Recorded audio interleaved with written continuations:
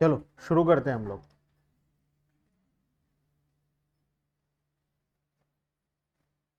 हम लोग production possibility curve या पीपीएफ पढ़ रहे थे, है ना।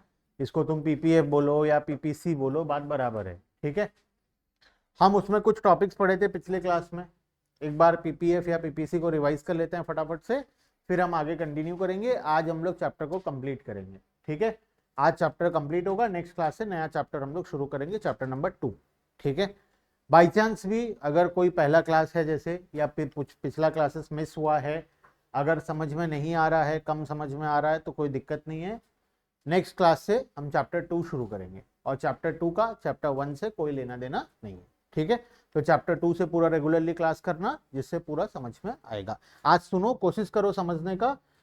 जो लोग पुराना क्लासेस किए उनको तो सब समझ में आएगा ही, लेकिन जो नया ज्वाइन किए हैं अभी अभी, या पुराना क्लास मिस हुआ है, उन लोगों को शायद थोड़ा कम समझ में आए। ठीक है, देखो, प्रोडक्शन पॉसिबिलिटी फ्रंटियर क्या होता है। प्रोडक्शन पॉसिबिलिटी फ्रंटियर फटाफट से बताओ, व्हाट इज पीपीसी या पीपीएफ।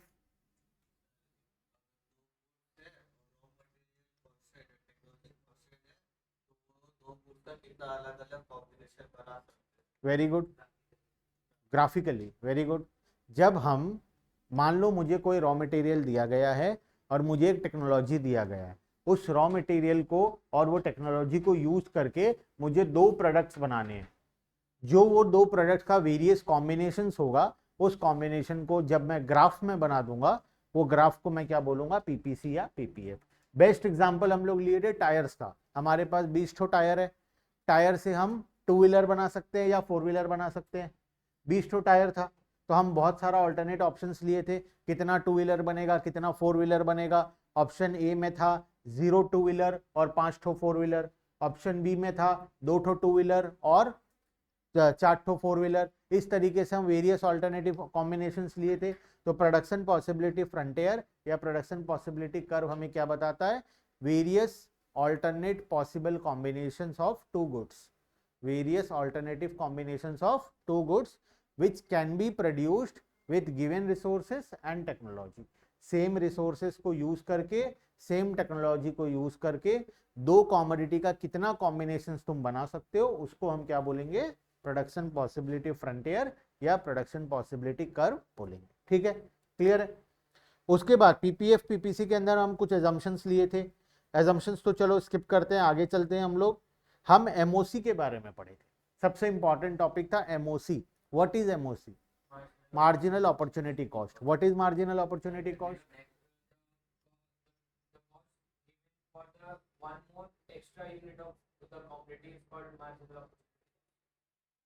चलो ठीक है, एक प्रकार से ठीक है। एक एक्स्ट्रा यूनिट को बनाने के लिए, एक एक्स्ट्रा यूनिट को बनाने के लिए हमें कितना सैक्रिफाइस, मार्जिनल अपॉर्चुनिटी कॉस्ट।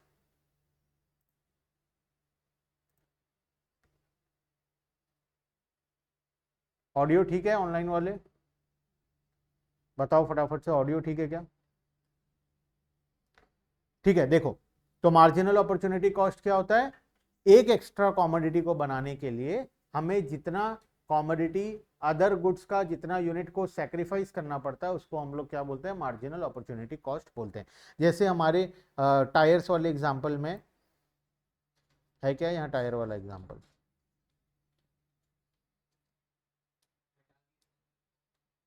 होगा, होगा ये रहा। देखो, ऑप्शन ए था 0 टू व्हीलर और 5 ठो फोर व्हीलर। 20 ठो टायर था मेरे पास। अब 20 टायर को यूज करके मुझे टू व्हीलर और फोर व्हीलर बनाना है। टू व्हीलर में 2 टायर लगेगा, फोर व्हीलर में 4 टायर लगेगा। तो पहला ऑप्शन था कि मैं 0 टू व्हीलर बनाऊं और 5 ठो फोर व्हीलर बनाऊं। ऑप्शन बी था 2 ठो टू व्हीलर बनाऊं और 4 ठो फोर व्हीलर बनाऊं। तो एक्स्ट्रा कॉमोडिटी ऑफ स्कूटी, मतलब एक्स्ट्रा स्कूटी को बनाने के लिए हमें कितना कार सैक्रिफाइस करना पड़ रहा है, या मैं नीचे से देखूं, नीचे से कंसिडर करो। एक एक्स्ट्रा कार को बनाने के लिए, ठीक है, एक एक्स्ट्रा कार को बनाने के लिए, पहले मैं यहां था, अगर मैं यहां से यहां जाना चाहता हूं, तो एक एक्स्ट्रा कार को बनाने के लिए मुझे 2 स्कूटी को सैक्रिफाइस करना पड़ रहा है ना। एक कार एक्स्ट्रा बनाऊंगा तो 2 स्कूटी कम बना पाऊंगा। इसको हम क्या बोलते हैं, मार्जिनल अपॉर्चुनिटी कॉस्ट बोलते हैं। क्लियर है बात, ठीक है, एमओसी। उसके बाद एमओसी तीन तरीके से एमओसी का हम इस्तेमाल किए थे। एक बार एमओसी इंक्रीजिंग होगा, एक बार एमओसी डिक्रीजिंग होगा, और एक बार एमओसी कांस्टेंट होगा।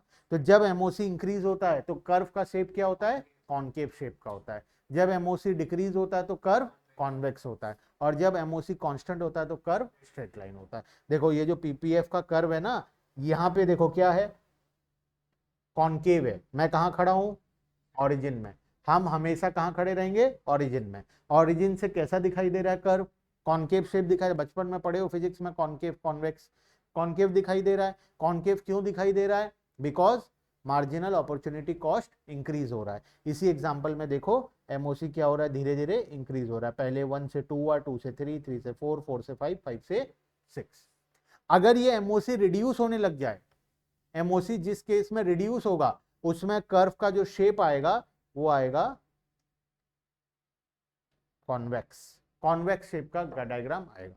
और जब एमओसी कांस्टेंट रहेगा तो डायग्राम हमारा स्ट्रेट लाइन आएगा। उस केस में हमारा डायग्राम जो आएगा वो स्ट्रेट लाइन आएगा। बात समझ में आया, ठीक है।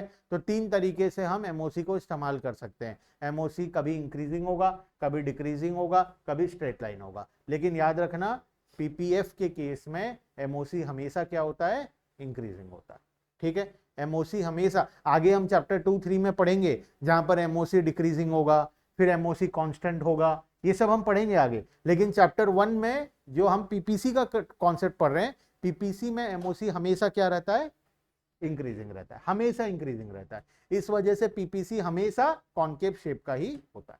क्लियर है बात, ठीक है।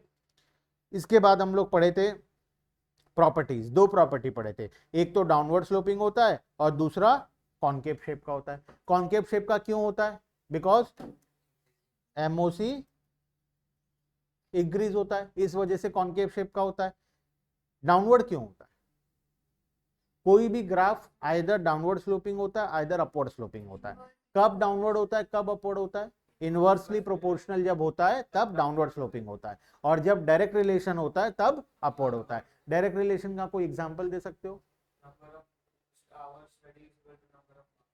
आवर स्टडी और मार्क्स। एग्जाम में जितना ज्यादा घंटे पढ़ोगे एग्जाम में उतना ज्यादा मार्क्स आएगा। आवर्स ऑफ स्टडी इंक्रीज होगा तो मार्क्स इंक्रीज होगा, आवर्स ऑफ स्टडी कम होगा तो मार्क्स कम होगा। ये डायरेक्ट रिलेशन है, एक बढ़ रहा है तो दूसरा भी बढ़ रहा है, एक कम हो रहा है तो दूसरा भी कम हो रहा है। इसको हम डायरेक्ट रिलेशन बोलते हैं। इनवर्स रिलेशन का कोई example, hours of mobile use versus marks in exam. जितना ज्यादा देर मोबाइल यूज करोगे एग्जाम में मार्क्स उतना कम आएगा। तो आवर्स ऑफ मोबाइल यूज बढ़ेगा तो मार्क्स कम होगा। दोनों के बीच में क्या है, इनवर्स रिलेशन, एक बढ़ रहा है तो दूसरा कम हो रहा है। बात समझ में आ गया, ठीक है।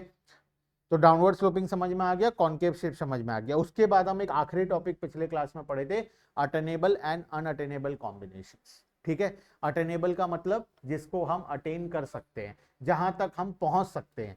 तो हम पीपीएफ के केस में बात किए थे कि कोई भी कॉम्बिनेशन जो इस लाइन के ऊपर है या लाइन के अंदर है, ये हमारे लिए क्या है, अटेनेबल कॉम्बिनेशन।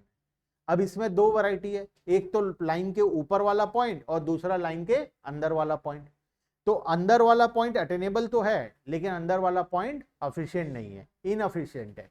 ये ई में हम मैन्युफैक्चरिंग कर सकते हैं, लेकिन अगर हम ई पॉइंट में मैन्युफैक्चरिंग कर रहे हैं इसका मतलब हम रैशनल नहीं है, हमारा दिमागी हालत ठीक नहीं है। हमारे पास रिसोर्सेस है लेकिन फिर भी हम मैन्युफैक्चरिंग नहीं कर रहे हैं, ठीक है। हाँ, तो हमारे लिए बेस्ट क्या है, ऑन द पीपीएफ, पीपीएफ के ऊपर जितना पॉइंट है, पॉइंट ए हुआ, बी हुआ, सी हुआ, डी हुआ, या और भी कोई पॉइंट अगर है पीपीएफ के ऊपर, तो हम उसमें मैन्युफैक्चरिंग करेंगे। पीपीएफ के अंदर इनएफिशिएंट है, अच्छा पीपीएफ के बाहर अनअटेनेबल है, हम यहां तक पहुंच ही नहीं सकते। यहां तक अगर पहुंचना है तो क्या करना पड़ेगा, रिसोर्स को बढ़ाना पड़ेगा या फिर एडवांस टेक्नोलॉजी यूज करना पड़ेगा। एडवांस टेक्नोलॉजी का मतलब कोई ऐसा टेक्नोलॉजी लाना पड़ेगा जिसमें कम रॉ मटेरियल में ज्यादा मैन्युफैक्चरिंग हो। इससे हम कहां पहुंच पाएंगे, पॉइंट एफ में पहुंच पाएंगे। बात समझ में आया। तो यहां पर हम दो चीज पढ़े थे, अनअटेनेबल एंड अटेनेबल। अटेनेबल का दो वैरायटी होता है, अटेनेबल एंड एफिशिएंट, और दूसरा अटेनेबल बट नॉट एफिशिएंट, ठीक है, जो कि यहाँ पर optimum utilization and inefficient utilization के नाम से दिया हुआ है, ठीक है। ये ऑप्टिमम यूटिलाइजेशन कौन सा है, ऑन द पीपीएफ, और इनएफिशिएंट यूटिलाइजेशन कौन सा है, इनसाइड द पीपीएफ, और अनअटेनेबल कॉम्बिनेशन कौन सा है, आउटसाइड द। क्लियर है बात, समझ में आ गया, यहां तक हम पढ़े हैं। अब इसके आगे हम आज नया पढ़ेंगे कुछ, ठीक है। चलो, पीपीएफ एंड एमआरटी को कैंसिल कर दो, नॉट इन सिलेबस, हालांकि कुछ है भी नहीं, ठीक है, कोई लॉजिक भी नहीं है उसमें, अननेसेसरी दिया हुआ है और ना सिलेबस का पार्ट है, ठीक है, एक छोटा सा टॉपिक है, उसको हटा दो। उसके बाद आते हैं नीचे,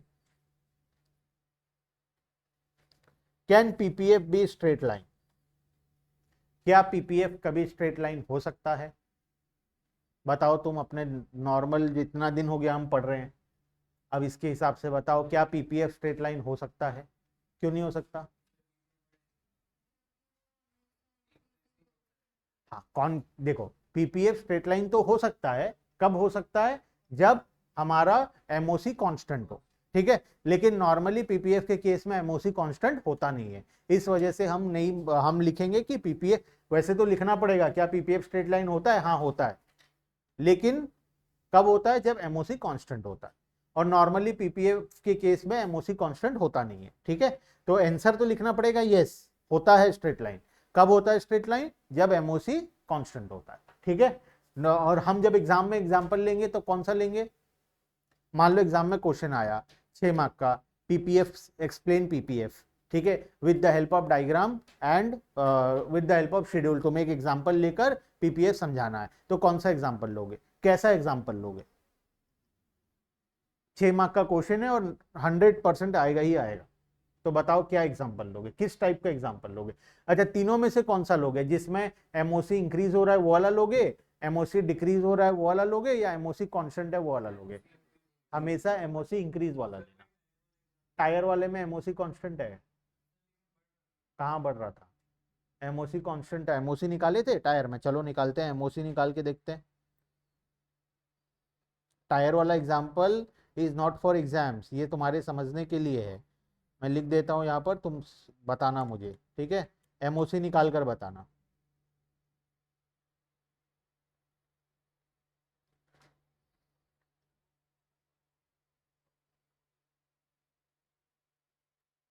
मेरे पास 20 टायर है, पहला ऑप्शन ए क्या है मेरे पास, 0, 5, ऑप्शन बी 2, 4, अच्छा उल्टा लिख देता हूँ, ठीक है, मैं पहले कार बनाऊंगा, 0 कार, कितना स्कूटी बनेगा, 8 स्कूटी बनाऊंगा, 1 कार बनेगा, सी 6, 2, डी 4, 3, ई 2 और एफ 1 और, कुछ गलत है क्या, 0 और 5, ठीक। अब बताओ एमओसी निकालो, कैलकुलेट एमओसी, कैसे निकालोगे एमओसी,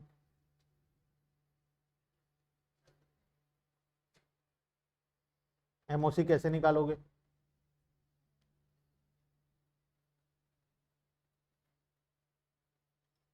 एमआरटी, सबसे पहले काम करना एमआरटी निकाल देना, ठीक है, एमआरटी तो रेशियो फॉर्म में है, एमआरटी का फॉर्मूला क्या दिया देखना, तो टेबल में जो टेबल था, क्या unit sacrifice divided by unit gain लिखा है, हाँ, unit sacrifice divided by unit gain, तो पहला वाला तो छोड़ देते हैं, ठीक है, सेकंड से कैलकुलेट करते हैं, कितना यूनिट सैक्रिफाइस कर रहे हैं हम, कितना गेन कर रहे हैं, 1, क्या 2:1 होगा, unit sacrifice divided by unit gain, उसके बाद क्या अगेन 2:1 होगा, क्या अगेन 2:1 होगा,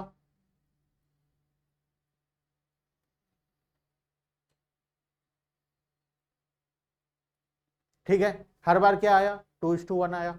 अच्छा, एमआरटी को एमओसी में कैसे कन्वर्ट करते हैं, एमआरटी तो रेशियो फॉर्म में होता है, जब हम रेशियो फॉर्म में नहीं लिखकर नॉर्मली लिखें उसको हम क्या बोलते हैं, एमओसी बोलते हैं, तो एमआरटी अगर 2:1 है तो एमओसी क्या होगा, 2, 2:1 का मतलब क्या है, मैथ्स में पढ़े थे 2/1, 2/1 इक्वल्स टू क्या होता है, 2 होता है, तो 2 लिख दिया, अगेन 2, 2, 2, 2, तो एमओसी क्या आ रहा है यहाँ पर, तो ये एग्जाम्पल एग्जाम में हम नहीं ले सकते, एग्जाम में एग्जाम्पल लेने के लिए बुक में बेस्ट एग्जाम्पल दिया है टेबल में, ठीक है, इसी टाइप का एग्जाम्पल लेना, एक कॉमोडिटी को एक एक से बढ़ाते जाना, दूसरे को पहली बार एक से कम करना, फिर दो से, फिर तीन से, चार से, पांच से, छह से, जैसे बटर का और गन का किया है। ठीक है, तो हमेशा एग्जाम्पल में, एग्जाम में अगर कोई एग्जाम्पल लेना है तो वो इंक्रीजिंग एमओसी का ही लेना है। अदरवाइज अगर तुम कांस्टेंट एमओसी या डिक्रीजिंग एमओसी का लोगे तो पूरा 0 मिलेगा, 1 मार्क भी नहीं मिलेगा।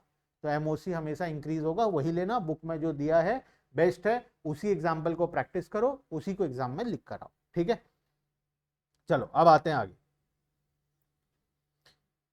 तो क्या पीपीएफ स्ट्रेट लाइन हो सकता है? यस हो सकता है। कब हो सकता है? When MOC constant. अब बताओ, क्या पीपीएफ कॉन्वेक्स हो सकता है? क्या पीपीएफ कॉन्वेक्स हो सकता है? अगेन हो सकता है। कब हो सकता है? जब एमओसी डिक्रीज हो। ठीक है, हो तो सकता है, यस, व्हेन एमओसी डिक्रीजेस।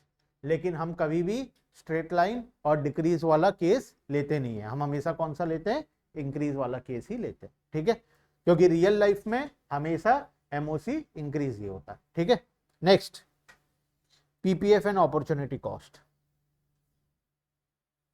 क्या पीपीएफ और अपॉर्चुनिटी कॉस्ट पढ़े थे हम लोग? क्या होता है अपॉर्चुनिटी कॉस्ट?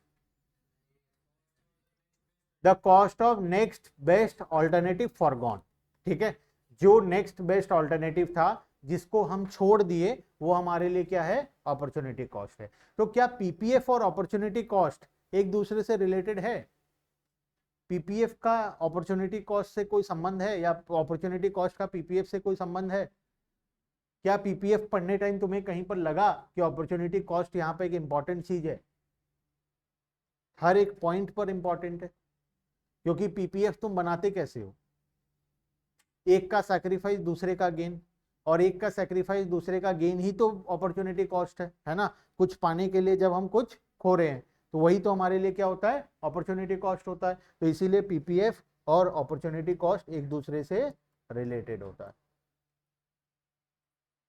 कैसे रिलेटेड होता है? तो डायग्राम के थ्रू यहां पर बताया गया है। अच्छा, डायग्राम छोड़ो, इतना बड़ा जो इंग्लिश लिखा है इसको भी छोड़ो, सिंपल भाषा में समझ लेते हैं कैसे रिलेटेड है। तुम कोई भी दो चीज को कंपेयर करो, मान लो ये दो को कंपेयर करो, situation number D and situation number E. D से ई में जाने के लिए हमें क्या करना पड़ेगा? डी से ई में जाने के लिए हमें क्या करना पड़ेगा? कुछ सैक्रिफाइस करना पड़ेगा। क्या करने के लिए? एक गेन करने के लिए। तो अगर हम एक एक्स्ट्रा यूनिट ऑफ बटर को बनाने जा रहे हैं, तो उसके वजह से हमें क्या छोड़ना पड़ रहा है? 4 यूनिट ऑफ गन्स छोड़ना पड़ रहा है। अपॉर्चुनिटी कॉस्ट क्या था? तुम्हारे पास दो जॉब अपॉर्चुनिटी था, एक 40,000, एक 30,000। 40,000 का जॉब को पाने के लिए 30,000 का जॉब तुम्हें छोड़ना पड़ रहा था। वही सेम चीज हो रहा है, एक एक्स्ट्रा यूनिट ऑफ बटर को बनाने के लिए 4 यूनिट ऑफ गन्स तुम्हें सैक्रिफाइस करना पड़ रहा है। सेम ही चीज है अपॉर्चुनिटी कॉस्ट और पीपीएफ। अपॉर्चुनिटी कॉस्ट से ही पीपीएफ बना है, अपॉर्चुनिटी कॉस्ट का एक्सटेंडेड वर्जन है पीपीएफ। अगर अपॉर्चुनिटी कॉस्ट नहीं होता तो पीपीएफ भी नहीं होता, और इनफैक्ट अपॉर्चुनिटी कॉस्ट नहीं होता तो इकोनॉमिक्स नाम का सब्जेक्ट भी नहीं होता। इकोनॉमिक्स हम पढ़ते ही इसीलिए क्योंकि अपॉर्चुनिटी कॉस्ट है, हर एक जगह हमारे पास मल्टीपल ऑप्शंस है, इस वजह से हम इकोनॉमिक्स पढ़ते हैं। ठीक है, चलो तो अब आते हैं यहाँ पर नीचे क्या लिखा है, एक बार पढ़ लो। PPF and opportunity cost. The opportunity cost of product is the alternative that must be given up to produce that product. PPF illustrate the concept of opportunity cost. PPF हमें अपॉर्चुनिटी कॉस्ट के बारे में ही बताता है। The opportunity cost of producing more butter is few guns. जितना ज्यादा butter बनाएंगे, गन्स हमारा उतना कम प्रोडक्शन होगा। As we move from E to F, यहाँ पर डायग्राम में देखो, अगर हम ई से एफ में जा रहे हैं तो एक एक्स्ट्रा यूनिट ऑफ बटर बन रहा है, जिसके लिए 5 यूनिट्स ऑफ गन हमें सैक्रिफाइस करना पड़ रहा है। क्लियर है बात? ठीक है, यहां तक ठीक है। चलो आगे चलते हैं। Again one of the most important topic, change in PPF. इसको रीड कर लेना। हाँ, यहाँ तो ये मैं स्किप नहीं किया हूँ, ये मैं पढ़ा दिया हूँ ऑलरेडी, घर में एक बार रीड कर लेना। कुछ भी नहीं है, वही अपॉर्चुनिटी कॉस्ट और पीपीएफ के बारे में बोला है। ठीक है, हम लोग आगे चलते हैं। चेंज इन पीपीएफ एक सबसे इंपॉर्टेंट टॉपिक। अब ये चेंज इन पीपीएफ क्या होता है?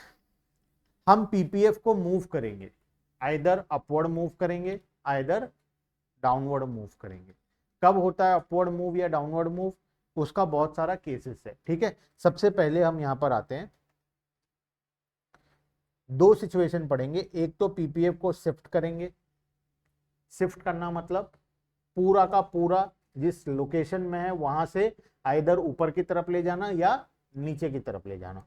और दूसरा हम क्या करेंगे, रोटेट करेंगे। ठीक है, शिफ्ट और रोटेशन में फर्क है। ये पीपीएफ था, इसको मैं शिफ्ट बोलूंगा। शिफ्ट, कोई भी चीज को शिफ्ट कब बोलते हैं, जब वो पूरा का पूरा एक नया लोकेशन में चला जाए, जिसका पॉइंट ए पॉइंट बी दोनों नए लोकेशन में चला गया। ठीक है, इसको हम क्या बोलते हैं, शिफ्ट। आइदर ऊपर की तरफ चला गया या नीचे की तरफ आ गया, इसको हम बोलते हैं अपवर्ड शिफ्ट, और इसको हम बोलते हैं डाउनवर्ड शिफ्ट। बात समझ में आया। अब रोटेशन किसको बोलते हैं, कोई भी चीज रोटेट कब होता है, जब उसका कोई एक पॉइंट कांस्टेंट रहता है और सिर्फ दूसरा पॉइंट मूव करता है, उसको हम क्या बोलते हैं, रोटेशन बोलते हैं। जैसे कि this is rotation, this is rotation. ये यहां से कांस्टेंट है, पॉइंट ए का था, पॉइंट ए में ही है। पॉइंट बी चेंज होकर B1 हो गया या बी चेंज होकर B2, इसको हम क्या बोलेंगे, रोटेशन। रोटेशन एक और तरीके से हो सकता है,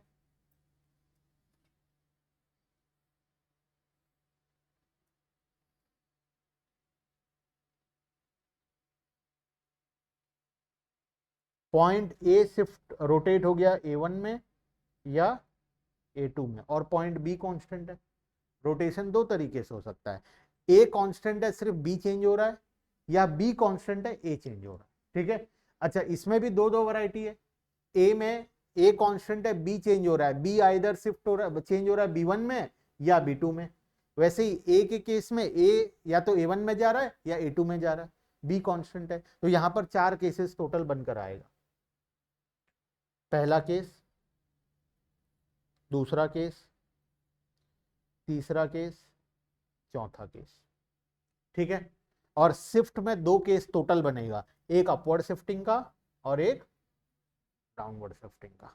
ठीक है, तो पीपीएफ या तो शिफ्ट होता है या तो रोटेट होता है। पहले पढ़ेंगे शिफ्ट कब होता है, फिर पढ़ेंगे रोटेट कब होता है। ठीक है, चलो शुरू करते हैं, शिफ्ट इन पीपीएफ।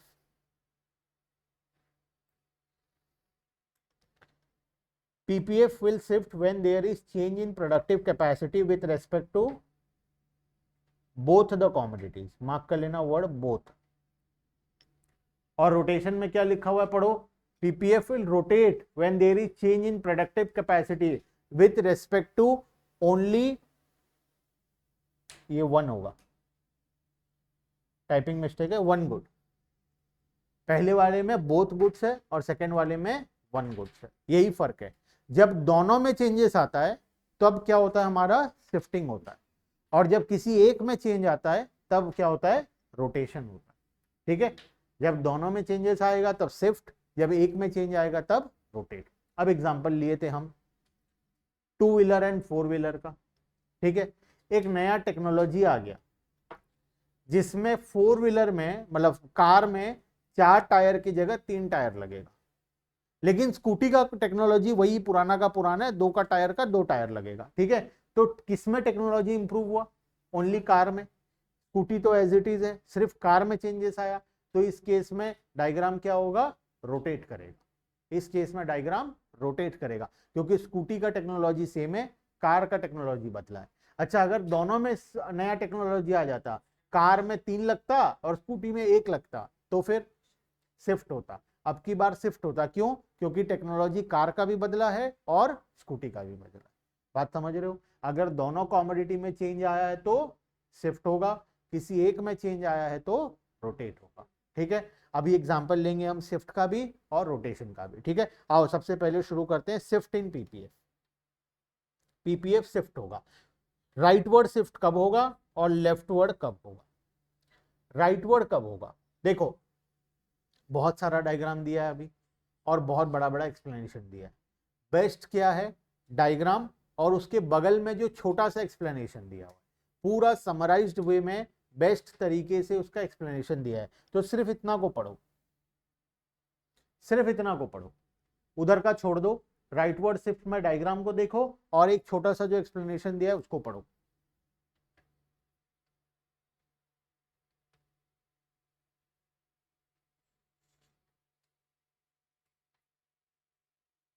क्या बोला है उसमें, PPF shift to the right from PP to P1 P1 when there is growth of resources, either resource growth grow कर रहा है and or technological upgradation of both guns and butter।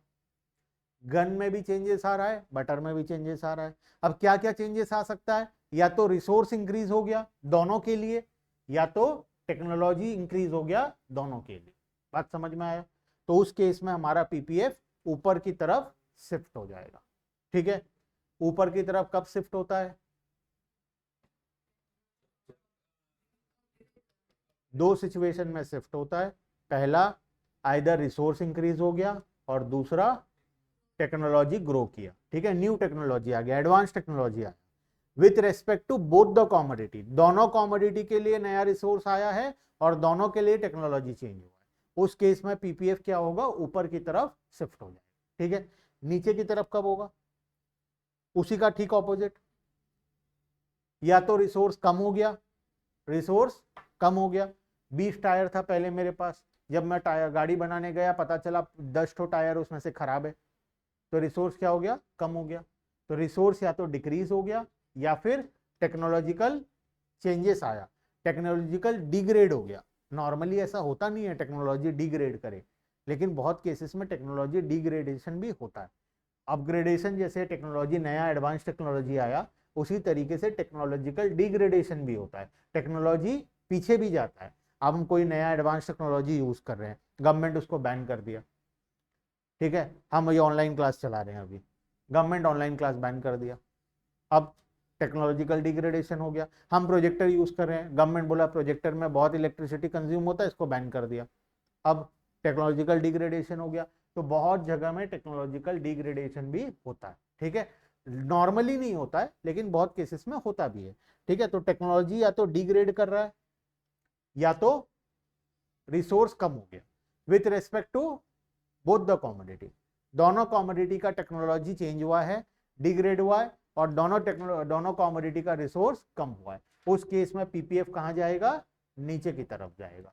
क्या ये सब कुछ पढ़ना है, नहीं पढ़ना है, डायग्राम पढ़ना है और उसके बगल में जो समराइज्ड वे में लिखा हुआ है सिर्फ उसी को पढ़ना है। तो उतना ही मार्किंग करो, एग्जाम के टाइम में सारा पढ़ने बैठते हो फिर पॉसिबल नहीं होता एग्जाम के टाइम में, है ना। तो मार्किंग कर लो, सिर्फ इतना ही पढ़ना है हमें। अपवर्ड शिफ्टिंग के केस में या राइटवर्ड शिफ्टिंग के केस में डायग्राम पढ़ेंगे और समरी पढ़ेंगे साइड में। लेफ्टवर्ड शिफ्ट के केस में डायग्राम पढ़ेंगे और साइड में जो समरी दिया है सिर्फ उसको पढ़ेंगे। ठीक है, ये जो डिटेल एक्सप्लेनेशन है उसको हम स्किप कर सकते हैं। ठीक है, उसके बाद रोटेशन कब होता है, rotation of PPF. Example, rotation का कोई एग्जाम्पल।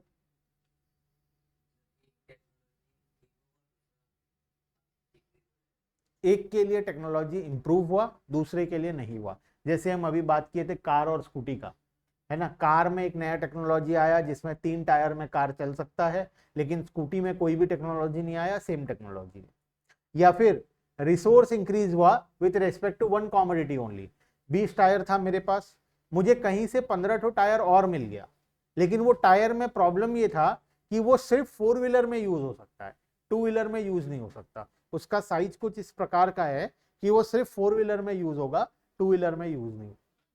तो टेक्नोलॉजी जो रिसोर्स इंक्रीज हुआ वो किसके लिए इंक्रीज हुआ, only for car not for scooty. जो टेक्नोलॉजी इंप्रूव हुआ वो किसके लिए हुआ, only for car not for scooty. तो उस केस में क्या होगा, पीपीएफ रोटेट करेगा, कार की तरफ से रोटेट करेगा, स्कूटी की तरफ से कांस्टेंट रहेगा। अब हमें यह भी समझना है कब ए कांस्टेंट रहेगा बी रोटेट करेगा, कब बी कांस्टेंट रहेगा ए रोटेट करेगा। तो ध्यान रखना, हम एक्स एक्सिस में एक कॉमोडिटी बनाए, वाई में एक बनाए, जिसमें चेंजेस आएगा उसको रोटेट कर देना। जौन सा साइड में चेंजेस आएगा वो साइड से रोटेट कर। मान लो गन्स में चेंजेस आया, या पहले लेते बटर में चेंज आया, तो हम क्या करेंगे, बटर की तरफ से चेंज करेंगे, गन की तरफ से कांस्टेंट रहेगा। अगर गन में चेंजेस आता, बटर सेम रहता, तो बटर की जगह से सेम रखते, गन की तरफ से रोटेट करते। तो कब कौन से साइड से रोटेट होगा वो भी इंपॉर्टेंट है एग्जाम में डायग्राम बनाने के लिए। तो जौन सा कॉमोडिटी में चेंज आ रहा है वही साइड से चेंज करना है, अदर साइड से कांस्टेंट रखना है। बात समझ में आया? ठीक है, सबसे पहला पढ़ो, rotation for commodity on X axis. कब एक्स एक्सिस में रोटेट करेगा? जब चेंजेस आएगा एक्स एक्सिस वाले कॉमोडिटी में। हमारे एग्जांपल में एक्स एक्सिस में कौन है? बटर। जब बटर में चेंजेस आएगा तो बटर की तरफ से रोटेट करेगा, जब गन में चेंजेस आएगा तो गन की तरफ से रोटेट करेगा। बात समझ में आया? अच्छा, रोटेशन कब होता है? जब किसी एक कॉमोडिटी में चेंज आता है। अच्छा, रोटेशन में ऊपर की तरफ कब जाता है, नीचे की तरफ कब जाता है? जब अपग्रेड होता है या इंक्रीज होता है तो ऊपर की तरफ, जब डिग्रेड होता है या डिक्रीज होता है तो नीचे की तरफ। दो रूल है टोटल। ऊपर की तरफ जाने के लिए या तो अपग्रेड करना पड़ेगा या तो इंक्रीज करना पड़ेगा रिसोर्स को। नीचे की तरफ जाने के लिए रिसोर्स को डिक्रीज करना पड़ेगा या टेक्नोलॉजी को डिग्रेड करना पड़ेगा।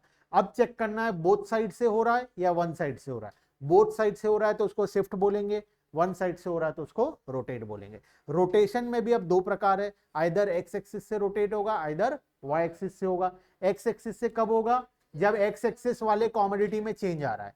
और वाई एक्सिस से कब होगा? जब वाई एक्सिस वाले कॉमोडिटी में चेंज आ रहा है। बात समझ में आ गया? एकदम सिंपल है, कुछ भी टेक्निकल नहीं है इसमें। ठीक है, एक बार फटाफट से पढ़ लो, rotation for commodity on X axis. When there is technological improvement or increase in resource for production of commodity X, say butter, then PPF will rotate from AB to AC।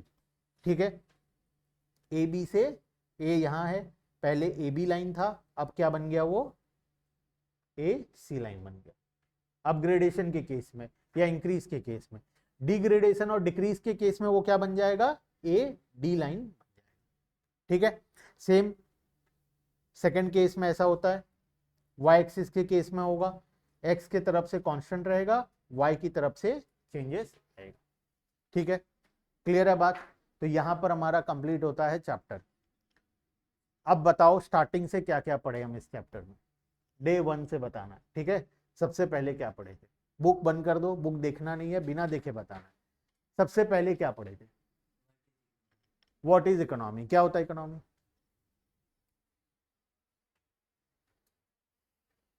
What is economy? बताओ क्या होता है economy? Economy का basic मतलब यही है कि जो कुछ हमारे आसपास है वो सब हमारे लिए इकोनॉमी है। ठीक है, हम मॉनेटरी टर्म्स में पढ़ रहे हैं, हम कॉमर्स के बच्चे, हम मॉनेटरी टर्म्स में पढ़ रहे हैं, तो हमारे लिए इकोनॉमी क्या होगा? जो भी मॉनेटरी टर्म्स पर आसपास में जो कुछ हो रहा है वो सब हमारे लिए इकोनॉमी है। ठीक है, हम इसमें पढ़े थे 3 प्रॉब्लम्स। ठीक है, क्या क्या था? सबसे पहला था लिमिटेड रिसोर्सेस, दूसरा अनलिमिटेड ह्यूमन वॉर्ड्स, और तीसरा अल्टरनेट यूज। ठीक है, उसके बाद क्या पढ़े थे हम? Central problems of an economy. 3 central problems होता है। ठीक है, क्या क्या 3 सेंट्रल प्रॉब्लम होता है? सबसे पहला what to produce and how much to produce, क्या प्रोड्यूस करना है, कितने क्वांटिटी में प्रोड्यूस करना है। दूसरा हाउ टू प्रोड्यूस, कैसे प्रोड्यूस करना है, मतलब लेबर इंटेंसिव लगाना है या कैपिटल इंटेंसिव लगाना है। और तीसरा फॉर होम टू प्रोड्यूस, उसका मतलब किसके लिए प्रोड्यूस करेंगे, हमारा टारगेट कस्टमर कौन होगा। हर प्रोडक्ट हर कोई नहीं खरीदेगा, तो हर प्रोडक्ट का एक टारगेट कस्टमर होता है, तो हम हमारे टारगेट कस्टमर को आइडेंटिफाई करेंगे और उसके अकॉर्डिंग प्रोडक्शन करेंगे। उसके बाद क्या पढ़े थे?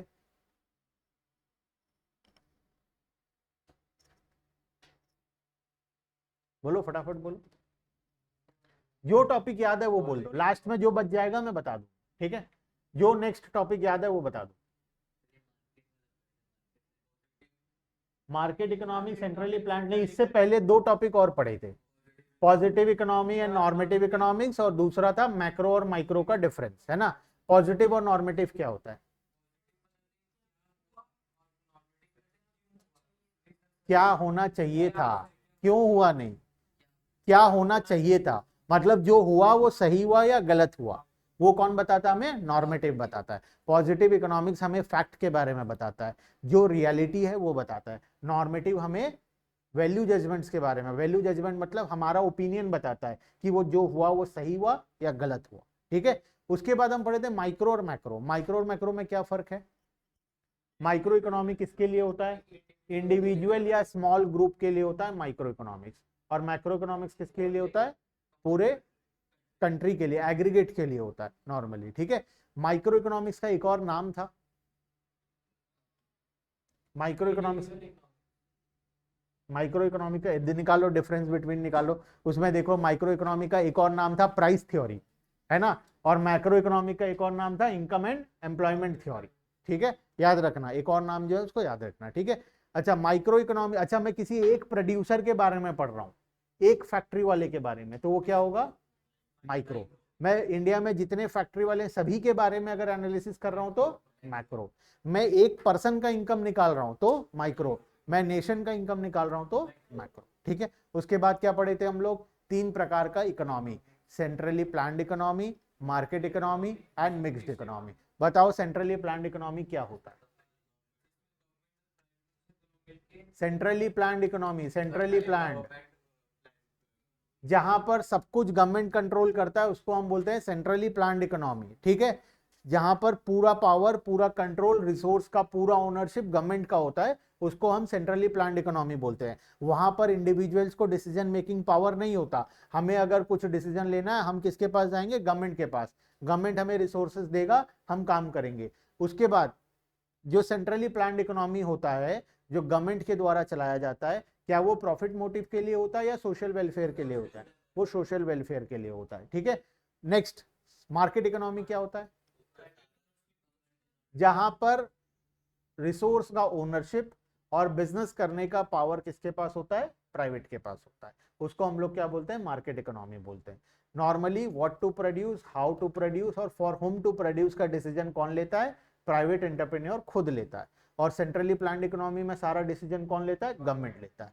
तो मार्केट इकोनॉमी में नॉर्मली अगर हर कोई प्राइवेट बिजनेसमैन है तो वो लोग किस लिए काम करेंगे, प्रॉफिट के लिए काम करेंगे। ठीक है, तो मार्केट इकोनॉमी का मोटिव होता है प्रॉफिट मोटिव, और सेंट्रली प्लान्ड इकोनॉमी का मोटिव होता है सोशल वेलफेयर मोटिव। ठीक है, इन दोनों को मिलाकर एक नया इकोनॉमी बना मिक्स्ड इकोनॉमी, जो कि इंडिया एक मिक्स्ड इकोनॉमी है। मिक्स्ड इकोनॉमी में क्या होता है,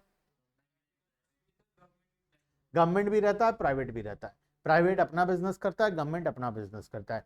कुछ सेक्टर्स गवर्नमेंट के लिए रिजर्व्ड रहता है, गवर्नमेंट अपना काम करता है, ना गवर्नमेंट प्राइवेट में इंटरफेयर करता है, ना प्राइवेट गवर्नमेंट में इंटरफेयर करता है। प्राइवेट वाले प्रॉफिट मोटिव के लिए काम करते हैं, गवर्नमेंट वाले सोशल वेलफेयर के लिए काम करते हैं। तो ये फॉर्म ऑफ इकोनॉमी सबसे बेस्ट होता है, क्योंकि यहाँ पर प्रॉफिट मोटिव भी है और यहाँ पर सोशल वेलफेयर मोटिव भी है। ठीक है, तो यहाँ पर दोनों होता है। अच्छा, इसके बाद हम क्या पढ़े थे, अपॉर्चुनिटी कॉस्ट पढ़े थे। क्या होता है opportunity cost, the cost of next best alternative foregone. जो हमारे पास सेकंड बेस्ट ऑल्टरनेटिव था उसको हम लोग अपॉर्चुनिटी कॉस्ट बोलते हैं। फर्स्ट वाला तो चूज कर लिए, जो सेकंड ऑप्शन रह गया वो हमारे लिए क्या है, अपॉर्चुनिटी कॉस्ट है। ठीक है, उसके बाद क्या पढ़े थे, उसके बाद पीपीएफ पढ़े थे। पीपीएफ आज स्टार्टिंग से रिवाइज किए हैं, एक बार फटाफट से बताओ पीपीएफ क्या होता है, प्रोडक्शन पॉसिबिलिटी फ्रंटियर या कर्व, क्या दिखाता है पीपीएफ हमें, थोड़ा सा कोशिश करो सेंटेंस बना के बोलने, क्योंकि इतनी बार पढ़ लिया, अब हिंदी में तो अब बोल सकते हैं हम नॉर्मली, दो कॉमोडिटी जो पीपीए हमें शो करता है उसको हम पीपीए बोलते हैं। कोशिश करो थोड़ा सेंटेंस फ्रेम करके बोलने का, गलत होगा कोई दिक्कत नहीं है, बोलो।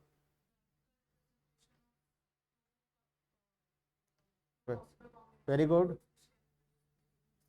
Very good. A graphical representation of two possible commodities which can be produced, graphical representation of various alternative combination of two commodities which can be produced with given resources and technology। ठीक है, clear है। उसके बाद क्या पढ़े PPF में, assumptions पढ़े थे, 5 assumptions था, फटाफट से बता दो क्या क्या था। रिसोर्स फिक्स रहेगा, उसके बाद एफिशिएंटली यूटिलाइज करेंगे, टेक्नोलॉजी कांस्टेंट रहेगा, और दो ही कॉमोडिटी बनाएंगे, 4 हो गया, एक और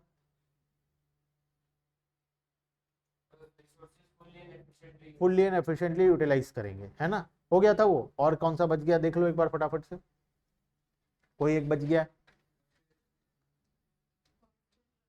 कांस्टेंट, टेक्नोलॉजी कांस्टेंट रहेगा, रिसोर्स तो फिर कौन सा रह गया? 5 हो गया क्या? चलो ठीक है, आगे चलते हैं। उसके बाद क्या पढ़े थे हम लोग? एमओसी पढ़े थे। एमओसी क्या होता है? Marginal opportunity cost. ठीक है, 3 प्रकार से हम लोग एमओसी के बारे में पढ़े, इंक्रीजिंग, डिक्रीजिंग, कांस्टेंट। इंक्रीजिंग होने से ग्राफ क्या होगा? कॉनकेव, डिक्रीजिंग होने से कॉन्वेक्स, और कांस्टेंट होने से स्ट्रेट लाइन। नॉर्मली पीपीएफ के केस में क्या होता है? कॉनकेव होता है, मतलब इंक्रीजिंग होता है, इस वजह से ग्राफ क्या होता है? कॉनकेव होता है। ठीक है, उसके बाद हम पढ़े प्रॉपर्टीज ऑफ पीपीएफ। 2 प्रॉपर्टी पढ़े थे, क्या क्या? डाउनवर्ड स्लोपिंग और दूसरा कॉनकेव। कॉनकेव तो समझ में आ गया, एमओसी की वजह से हुआ। डाउनवर्ड स्लोपिंग क्यों हुआ?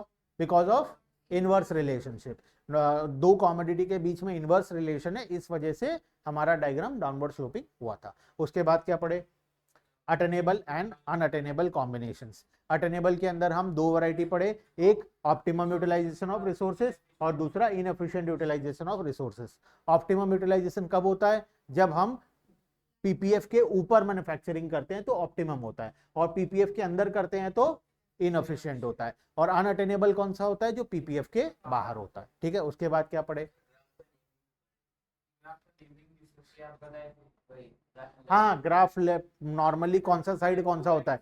लेफ्ट से शुरू होता है, राइट की तरफ जाता है, अप और डाउन। डाउनवर्ड स्लोपिंग में ऊपर से शुरू होकर नीचे जाता है, left to right downward sloping. उसमें फिर हम शेप पढ़े थे, कॉनकेव होता है, कॉन्वेक्स होता है, या स्ट्रेट लाइन होता है। ठीक है, ये जनरल नॉलेज है, ये पूरा स्टार्टिंग से चैप्टर 1 से चैप्टर 11 तक काम आएगा। किसी भी डायग्राम को रीड कैसे करते हैं, लेफ्ट टू राइट होता है, नॉर्मली हर डायग्राम लेफ्ट टू राइट होता है। ठीक है, आइदर अपवर्ड स्लोपिंग होगा या डाउनवर्ड स्लोपिंग होगा। और शेप में नॉर्मली 3 शेप का होता है, कॉनकेव, कॉन्वेक्स और स्ट्रेट लाइन। लेकिन आगे जाकर तुम और भी शेप पढ़ोगे उसका। ठीक है, बहुत सारा शेप पढ़ोगे आगे जाकर, तो वो सब भी हम लोग आगे पढ़ेंगे। ठीक है, और क्या पढ़े थे हम? पीपीएफ स्ट्रेट लाइन कब होगा पता है तुम्हें? जब एमओसी कांस्टेंट होगा। पीपीएफ कॉन्वेक्स कब होगा? जब एमओसी डिक्रीजिंग होगा। उसके बाद क्या पढ़े आज का क्लास? आज का क्लास में क्या पढ़े हम?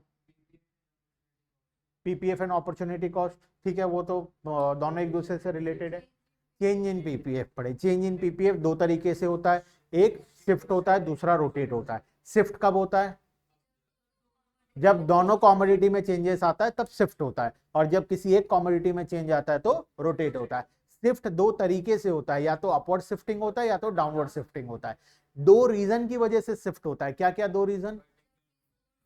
रिसोर्स या तो इंक्रीज होगा या तो टेक्नोलॉजी अपग्रेड होगा, तो शिफ्टिंग होगा, अपवर्ड शिफ्टिंग होगा। डाउनवर्ड शिफ्टिंग का भी 2 रीजन है, आइदर रिसोर्स डिक्रीज होगा या टेक्नोलॉजी डिग्रेड होगा। उसके बाद हम पढ़े रोटेशन। रोटेशन भी 2 तरीके से होता है, आइदर एक्स एक्सिस से रोटेट होगा या वाई एक्सिस से रोटेट होगा। एक्स एक्सिस से कब रोटेट होगा? जब एक्स एक्सिस वाले कॉमोडिटी में चेंज आएगा। वाई एक्सिस से कब रोटेट होगा? जब वाई एक्सिस वाले कॉमोडिटी में चेंज आएगा। रोटेशन में भी आइदर अपवर्ड साइड होता है या तो डाउनवर्ड साइड होता है। रोटेशन कब होता है? जब किसी एक कॉमोडिटी में चेंज आता है। तो एक कॉमोडिटी का रिसोर्स अगर इंक्रीज हो रहा है या उसका टेक्नोलॉजी इंप्रूव हो रहा है तो ऊपर की तरफ रोटेट करेगा, और अगर रिसोर्स कम हो रहा है या टेक्नोलॉजी डिग्रेड हो रहा है तो नीचे की तरफ रोटेट करेगा। क्लियर है बात यहां तक? तो यहां पर कंप्लीट हो गया हमारा चैप्टर नंबर 1। एक बार खुद से पढ़ना है, आने वाले वीक में हम इसका टेस्ट रखेंगे। ठीक है, मतलब आने वाला वीक मतलब आज तो सैटरडे है, तो नेक्स्ट वीक छोड़ देते हैं, उसके नेक्स्ट वीक का स्टार्टिंग में, मतलब ट्यूसडे को मोस्ट प्रोबेबली तुम सोच कर चलो। ठीक है, ये ट्यूसडे नहीं, नेक्स्ट ट्यूसडे। अभी जो ट्यूसडे है उसमें हम चैप्टर नंबर 2 शुरू करेंगे, जिसका चैप्टर 1 से उतना ज्यादा कुछ लेना देना नहीं है। ठीक है, तो चैप्टर 2 से रेगुलरली जो जो पहला क्लास नहीं किए हो, चैप्टर 2 से रेगुलरली पढ़ सकते हो। 1 का सारा वीडियोस ऑलरेडी अपलोड हो चुका है, आज का भी अपलोड हो जाएगा, उसको वीडियो से कंप्लीट कर लेना। 2 से रेगुलरली पूरा क्लासेस करना। ठीक है, चलो कोई डाउट है चैप्टर 1 में? बोलो फटाफट, कोई भी डाउट चैप्टर 1 में? कहीं पर भी कोई भी डाउट है तो बताओ। पूरा क्लियर, ऑल क्लियर, सबको सब समझ में आ गया? अच्छी बात है। चैप्टर 2 है हमारा कंज्यूमर इक्विलिब्रियम, एक बहुत इंटरेस्टिंग चैप्टर है, हम नेक्स्ट क्लास में शुरू करेंगे, है ना, कंज्यूमर इक्विलिब्रियम। बोलो चैप्टर 1 में कोई भी डाउट है तो बताओ, वरना क्लास एंड, ऑनलाइन वाले भी बताओ कोई डाउट है तो फटाफट। नहीं कटा, मतलब देखो पीपीएफ एंड एमआरटी ना, तो कटा नहीं है, ये कभी था ही नहीं सिलेबस में। ठीक है, ये मैं देकर रखा था नोट्स में, लेकिन ये कभी सिलेबस का पार्ट था ही नहीं, पीपीएफ एंड एमआरटी। नॉर्मली ना इससे कोई क्वेश्चन आता, और एक बार पढ़ के देखो उसमें लिखा क्या है, इसमें वही चीज लिखा है जो हम पढ़े हैं ऑलरेडी, इसमें कुछ नया लिखा भी नहीं है। इस वजह से मैं इसको हटा दिया, ठीक है, अननेसेसरी कंफ्यूजन होता है इसलिए मैं हटा दिया, वरना इसमें ना कुछ नया लिखा है और ना ये कभी सिलेबस में था।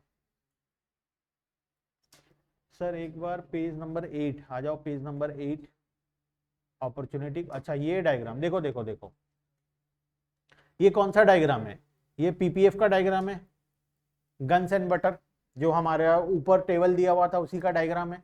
अब यहाँ पर बताया है कि अगर हम पॉइंट ई में थे और पॉइंट एफ में जाना चाहते हैं, जब हम पॉइंट ई में थे तो हम कितना गन्स और कितना बटर बना रहे थे, हम 4 ठो बटर बना रहे थे, और गन्स कितना होगा, ये शायद 11 होगा, 11 गन्स हम बना रहे हो, ठीक है, 12 से थोड़ा कम दिखाई दे रहा है तो 11 होगा शायद, ठीक है। तो हम जब ई पॉइंट में थे तो 4 बटर और 11 ठो गन्स बना रहे थे।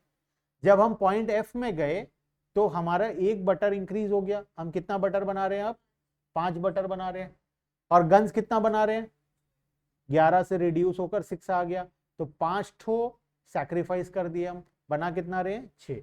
तो एक एक्स्ट्रा बटर को बनाने के लिए कितना गन सैक्रिफाइस किए, 5 गन्स हम सैक्रिफाइस किए।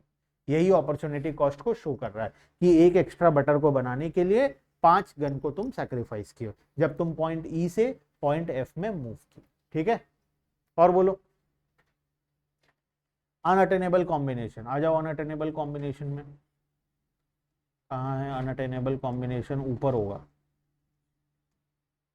ये रहा। देखो अनअटेनेबल मतलब जहां तक हम नहीं पहुंच सकते, हम कहां तक नहीं पहुंच सकते, जो हम जितना रिसोर्सेस हमारे पास नहीं है।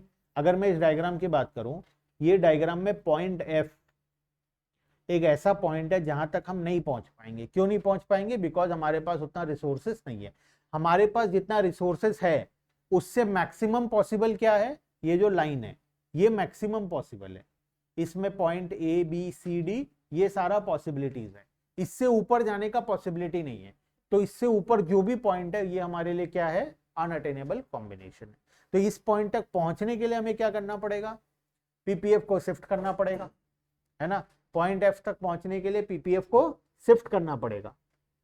और कैसे शिफ्ट करेंगे हम, 2 तरीके से शिफ्ट होता है ऊपर की तरफ, टेक्नोलॉजी को अपग्रेड करके शिफ्ट होता है, या फिर रिसोर्स को इंक्रीज करके शिफ्ट होता है ना। वही पढ़े थे हम लोग, शिफ्ट का 2 रीजन है, या तो टेक्नोलॉजी को अपग्रेड कर लो या तो रिसोर्स को इंक्रीज कर लो। यहाँ भी अगर पॉइंट एफ को तक पहुंचना है तो हमें शिफ्ट करना पड़ेगा।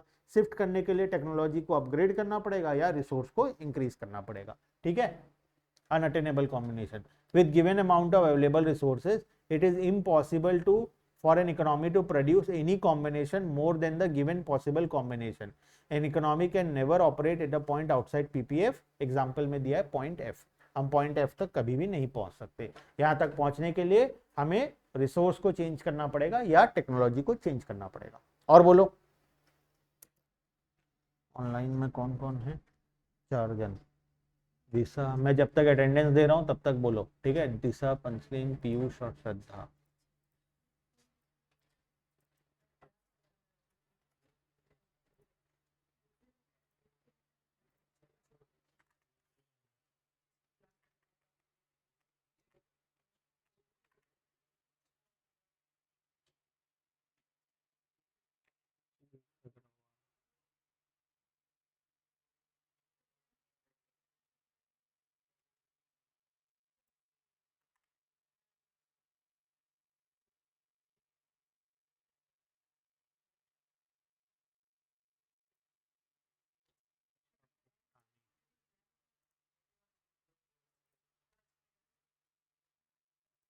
ठीक, ऑनलाइन वालों का अटेंडेंस हो गया है।